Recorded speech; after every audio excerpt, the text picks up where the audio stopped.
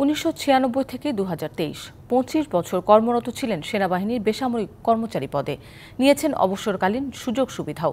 এরই মাঝে তথ্য গোপন করে চাকরি নেন একটি কলেজে। 2018 সালে শিক্ষক পদ এমপিওভুক্ত হলেও অসুস্থতার কারণ দেখিয়ে যোগ দেননি কাজে। এখন অবসরের পর কলেজে চাকরি পুনর্বহাল করতে হুমকি দিচ্ছেন অধ্যক্ষকে।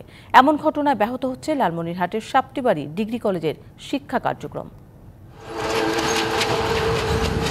আব্দুল হাই 1996 সালের ডিসেম্বরে সেনাবাহিনীর বেসামরিক প্রতিষ্ঠান লালমনিরহাট মিলিটারি ফার্মে উচ্চমান সহকারী পদে যোগ দেন। তবে এই তথ্য গোপন করে 2004 সালে রাষ্ট্রবিজ্ঞান বিভাগের তৃতীয় শিক্ষক হিসাবে আরেকটি চাকরি নেন সাপটিবাড়ি ডিগ্রি কলেজে। সে সময় বেতন দেয়া হতো না বলে কলেজে অনুপস্থিত থাকেন তিনি। 2018 সালে শিক্ষক পদ এমপিওভুক্ত হলে তাকে কাজে যোগ দেওয়ার তাগিদ দেয় পরিচালনা পর্ষদ, কিন্তু অসুস্থতা দেখিয়ে বিনা বেতনে কলেজ থেকে 3 বছরের ছুটি নেন আব্দুল হাই। নির্ধারিত ছুটি শেষে আরও 2.5 বছর কেটে গেলেও যোগ দেননি কাজে।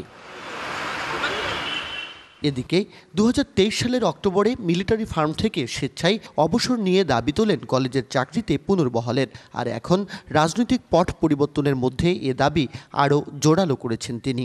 যতদিন চাকরি করছি ততদিন ওখানে সুবিধা, এখানে যখন চাকরি করব তখন এখানে সুবিধা হবে। আমি এটাতে কোনো হয়রানি মনে করি না। আমি এমন এক প্রতিষ্ঠানে চাকরি করেছি যেখানে আমার সাহস সততা থাকলে কোনো হয়রানি মনে হবে না। বিশ্বমানের থার্মিক্স রড, সালাম স্টিল থার্মিক্স, দেশের একমাত্র থার্মিক্স রড।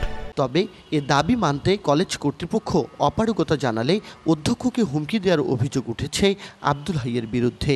এখানে একটি চাপ আছেই, হুমকিও আছে।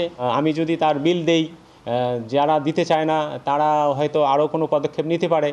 আবার যদি আব্দুল হাইকে বিল না দেওয়া যায় তাহলে এই পক্ষেরও একটি চাপ আছে। সে একই গভর্নমেন্টের দুইখানে টাকা নিতে পারে না, এই জন্য আমরাও যাই নাই। না দেওয়ার কারণে সে কলেজে বিভিন্নভাবে হুমকি ধামকি দিচ্ছে, কলেজের শিক্ষার পরিবেশটাকে নষ্ট করে দিচ্ছে।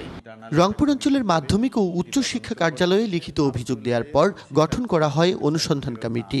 যথাযথ তদন্তের মাধ্যমে আমরা চেষ্টা করব যে প্রতিষ্ঠান প্রধান প্রয়োজনীয় ব্যবস্থা নেবেন এবং তাকে এমপিও থেকে অব্যাহতি দেওয়ার চেষ্টা করবেন। শিক্ষার পরিবেশ স্বাভাবিক রাখতে দ্রুত বিষয়টি বিধিমালা অনুসারে নিষ্পত্তির দাবি শিক্ষক শিক্ষার্থীদের। Majed Masud, DBC news, Rangpur.